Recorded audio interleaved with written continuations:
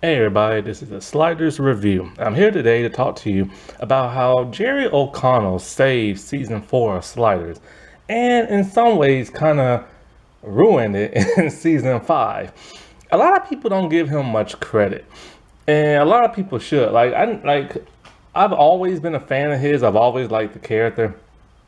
But I never stopped to think about, wow, I never really give that dude no appreciation for the contribution he had in season 4. Because a lot of people actually don't know that, because a lot of people don't really pay attention to the credits as they're rolling, because they're too busy looking at what's going on in the show. I'm one of those type of people.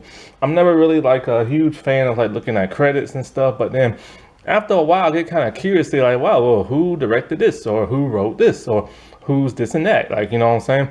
That's how I found out the Hercules and Xena show was filmed in New Zealand back in the 90s. As a kid, I didn't know what a New Zealand was.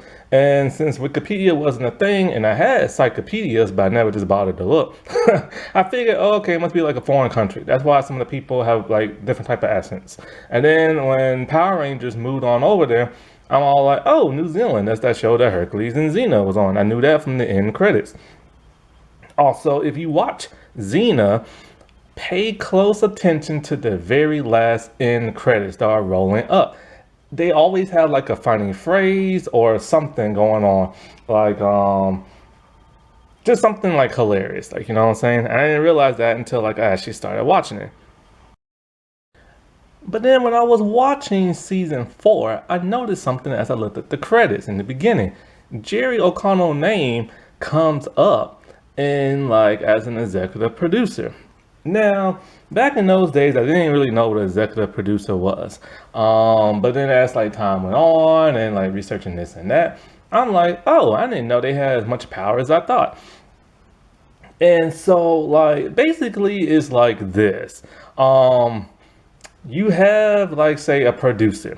Basically that's just some rich person who's throwing money at a studio or a network, here, make this show, make this movie, and make it good. And for the most part they stay out of the decision process making. Normally they stay out of it. Some people or if they do insert something in, they might be all okay, I might want this show to have this go on a certain way, or I want this movie to have this type of vibe, or hey, this person I'm banging, I want them in the movie.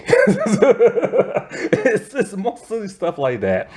But for the most part, they're just the money makers who toss money at stuff to make it happen. They have a little insert. Sometimes they can have a huge insert if they really want to stick their little toes in crap, but most of the part they stay out. Now, of course, the network and the studios, they get to dictate as to what goes on and how things happen. You know what I'm saying? Because they're the ones putting it, they're the ones having the show or movie represent them, and so sometimes they insert stuff way too much. We saw that with a lot of movies, the Warner Brothers DCEU movies, where they inserted themselves a lot. What happened and stuff. So they get to dictate what goes on. This is one reason why Fox ruins so many of their TV shows. They play things out of order. They change the complete tone of the show, what happened with Sliders season 3, which I'll get into a little bit. And they end up canceling shows after one season because they're all oh, ratings aren't that good, but oh, it has a huge fan base. We don't care. Let's just cancel after one season. And they do that with a lot of their shows. And so but an executive producer is somebody slightly different. They have almost the same range as a showrunner. A showrunner is basically the person who either created the show, or if they didn't create the show, they get to say what happens. They get the stamp of approval, the final say, stuff like that, right? And sometimes also the network gets the final say as well, because they don't want certain things shown on their show. With the show Disney Channel, So Weird, they was gonna send the main character all the way down into the underworld. That's right, the you know what place. And when Disney found that out, they're like, no. We ain't sending no little girl down in there in the underworld to go look for her daddy and stuff like that. They put the kibosh on that fast and stuff. And so, but like a showrunner, if a show does not have a showrunner, normally the executive producer or the highest ranking person will take over then. But for the most part, even if you do have a showrunner, you still will always have an executive producer. What that is, a lot more celebrities are wising up to Hollywood. They have learned the game and they see how they get screwed. So what a lot of celebrities do when they're the main star of a show, they become executive producers. That what that is, they throw some money into the show. Not as much as a producer, but a nice fair like chunk. That way they can get their money back when they show the show on like TV or streaming or DVD or this is and that. And so like what they also do is they get to stick their little toes in the show and be like, hey, I don't like how that's written, or hey, I don't like how that's directed, or hey, I want this character to do this, or hey, I would like to see this, and this happen, and I want to see it happen. So they kind of have somewhat the same power as a showrunner, not as much as a showrunner, but they do get some sway power as to like what happens in like a show. And so like that's something Jerry had in season 4. He was also labeled as an executive producer in season 5, but of course he didn't stick around to see what was actually going on. But he was still getting a nice chunk of like the profits and stuff. And so like this is a very wise move when it comes to Hollywood, because when it comes to like say the Power Ranger people back in the 90s when they was on Fox Kids, they were not union, which means they sold their souls to the network and now they get nothing back from it. They don't even get residuals. Their likeness, of course, is on the toys, but they get no money from that. They don't even get a toy themselves. They have to buy it themselves and stuff. It's a really crappy thing. And so, like, that's why a lot of stars now are wising up to Hollywood. And so, like, even though Jerry didn't have huge sway power as to what happened in the season, he did get a say on, like, this is and that and what gets to happen. The biggest thing, of course, is his brother joining the show. Talk about some nepotism. And so, like, why did I say he saved, like, season 4? Well, if you ever watched Sliders, then you know season 3 was a weird season. It was that hoopa jupe season. And so, like, it was crazy. It's like every major movie that came out around that time, before season 3 was made, and even something like a decade ago, somehow ended up in Sliders. It was strange. You had your Nightmare on Elm Street type thing. You had like a Snakes on the Plane type thing. You've had what's that one movie called? The something of Dr. Monroe. You had like that in like the finale. And you had like crap. It was some weird movie. It's kind of like Mad Max kind of meets like Waterworld type episode. You had a Twister, tornado type episode. It was just a strange season. And yeah, okay, parallel worlds, different dimensions. Yeah, you're probably bound to see like an irradiated, mutated slug, probably. You know what I'm saying? But how often do they have monsters on the show? Dragons, a giant scarab beetle. It was just weird. Vampires, for crying out loud, and zombies and stuff. And it was just a very bizarre season. So bizarre that the fans were kind of like, huh? And then like, and so they was like bleeding money and ratings were kind of like not where they needed to be.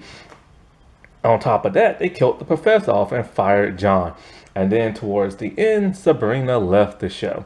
And of course, a lot of people hated Maggie Beckett. I can't even say her name. Maggie Beckett in season 3 because she was just like terrible in season 3.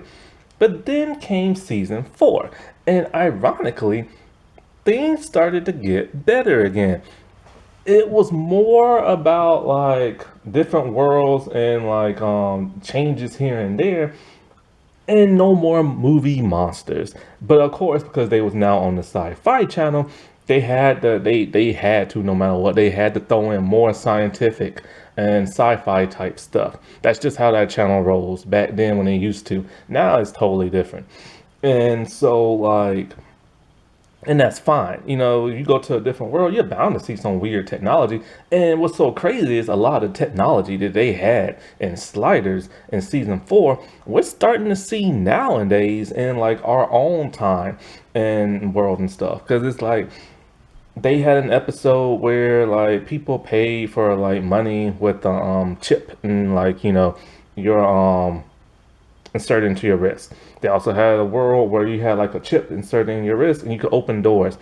We got that now. We have chip reader cards, and there are even some like companies, fancy companies, that like they make their employees insert a teeny tiny chip, about the grain of like rice, in your wrist, and you can open doors, you can pay for stuff. I've seen it happen like on like Inside Edition did like a story on it. It's weird. And other stuff that they're doing in season 4, we're starting to see now. And so, like, one thing, I don't know exactly how much sway power that he said, hey, do this, do that, but you started to see the changes in the show, because the show still had the same showrunner from season 3 who ruined the show. And of course, as we also know, Fox also ruined the show too, with more sex appeal and action. And so, like, one thing I do know was that cowboy episode, um, I forget, it was some article I read. It was something where he said, where I think it was the cowboy episode, where he said he just wanted to bring Sliders back to what it used to be. And that episode, him and Rembrandt kind of like get put in like the jail cell, and he said it was just for them to start goofing around again, because him and Quinn, Rembrandt and Quinn, they didn't do that no more and stuff. And also, like, what was it? That Lipschitz live show? He directed that.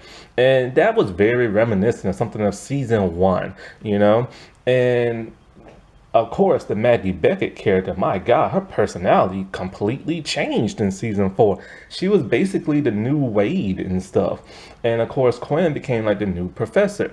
And Rembrandt became kind of like, he became more wise and stuff. Like after sliding for so long, he gave like a lot of good advice. And then of course, Colin, he was kind of like the new Rembrandt, because he was the outsider looking into sliding, trying to figure out stuff, and like a bit naive and everything. But the cool thing about Colin had like a mashup of every original slider. He had like the outsideness of like Rembrandt. He had the naiveness of Wade. He had like the smarts of kind of like the professor. But he, of course, he looked like Jerry and stuff. So he was kind of like that young, brash type dude, you know? And so like, it's just weird, because it's like, I'm so thankful that that dude like did what he did to like make Sliders better in season 4, because like honestly, I did not trust the showrunner. Like, yeah, he was given instructions by Fox, but it's kind of like he didn't have to make it that nuts, you know what I'm saying, in season 3. And I'm not really gonna talk about that dude David that much, because he is dead. But I don't really want to talk smack about like a dead person. But that dude help ruin Sliders and stuff. But then of course, what happened in season 5 after Jerry saved season 4? He ruined season 5. Jerry got the acting bug back in him again. The Hollywood acting bug. See, he started off, I forgot, I think he started off, he's been acting since he was a little kid. And he started off in movies. He did a few TV shows, but went back to movies, and then went back to TV again, and then tried to go back into Hollywood. And well, that did not work out for him. But I don't blame him. You make more money when you're like in a movie and stuff. And so like he was still getting paid for Sliders, because he was still an executive producer. So on season 5. But like, you know, as we all know, season 5 sucks. And when he left, the network and all them was all like, oh, well, we're gonna punish your brother for you leaving and stuff like that. So they end up just writing Colin completely off. And of course, now Jerry regrets leaving and everything, and he misses sliders. That was like the thing he was known for. He's only known for like, well, he's known for a lot of stuff he's been in, but the two main things he's known for is Stand By Me and Sliders. And he hates when people bring up Stand By Me because they always keep calling him the fat kid, and he hates being called that. And so, like, Sliders, of course, was the thing that everybody knew him from. And so it makes sense for him to want to go back to it. But now he is sitting kind of cozy with two jobs at CBS. He works on The Talk, which makes no sense because he's not a woman. And I thought that show would be all female and stuff. And I think he's like the commander on Star Trek Lower Decks, which I do not watch. I watched the first episode. I will never watch that show again.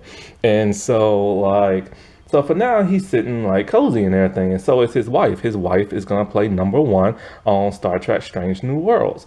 And so with that, since he has been trying to bring Sliders back, he really should talk to the people at CBS since he's on two shows. His wife is on a show, trying to get them to be like, hey, can you probably like buy the rights to Sliders or just something like, you know what I'm saying? Or create a show similar to Sliders, the way he won't get like sued for copyright. You know what I'm saying? I mean, that's what Seth MacFarlane did with the Orville. Seth MacFarlane, he pitched a Star Trek show to CBS. They said no. He said, screw y'all, I'm going to Fox and I'm creating my own Star Trek show. And he did. It has the same vibe and feel as Star Trek, but it has a different like stylized look. However, Fox always ruins things, and it got canceled after the second season. Now he is on Hulu for one last season. So I hope this last season is good because I like the Orville. And so, yeah. So I think that's what Jerry should do. If he can't get the rights to Sliders, just create a show that's similar to it, and just change some things. That way it won't be exactly like Sliders,